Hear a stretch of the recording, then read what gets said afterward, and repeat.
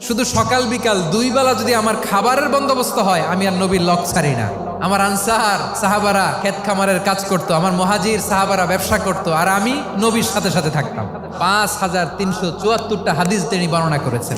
সবচেয়ে বেশি হাদিস বর্ণনাকারী সাহাবী আবু হুরায়রা রাদিয়াল্লাহু তাআলা। বিড়ালের বাবা কি করতেন? খালি হাদিস মুখস্থ করতেন। হাদিস প্রিজার্ভেশনের কাজে বিশ্বনবী ওনাকে কাজে লাগিয়েছেন। উনি একদিন বলেন, ইয়া রাসূলুল্লাহ আসমাউ মিনকা কাসীরান ফালা আহফাজু। নবী, অনেক কথা শুনি, আমার মনে থাকে না। বিষ্ণু বললেন, তাই তোমার চাদরটা বিছাও। আবু হুরায়রা বিছালেন। বিশ্বনবী হাত বুলায় দিলেন। এরপরে অনেক হাদিস বর্ণনা করলেন। আবু হুরায়রা বলে, তারপর থেকে বিশ্বনবী যাই বর্ণনা করে আমি শুনি আর একটাও বলি না। এখন সুবহানাল্লাহ। বিশ্বনবী ওনাকে নবীর এই যে লক্ষ্য হাদিস প্রিজার্ভেশনের এই দায়িত্ব দিয়েছেন সাইয়েদনা আবু হুরায়রা রাদিয়াল্লাহু তাআলা আনহুকে। আপনারা কি খেয়াল করেছেন কত বড় চৌকস ট্যালেন্ট হান্টার ছিল আমার নবী? এক একজনের এক এক ট্যালেন্ট, এক একজনকে এক এক দায়িত্ব দিয়েছেন, এক একজনের প্রতিভাকে এক একভাবে বিকশিত হওয়ার সুযোগ দিয়েছেন। আওয়াজ করে বলেন ঠিক কি না?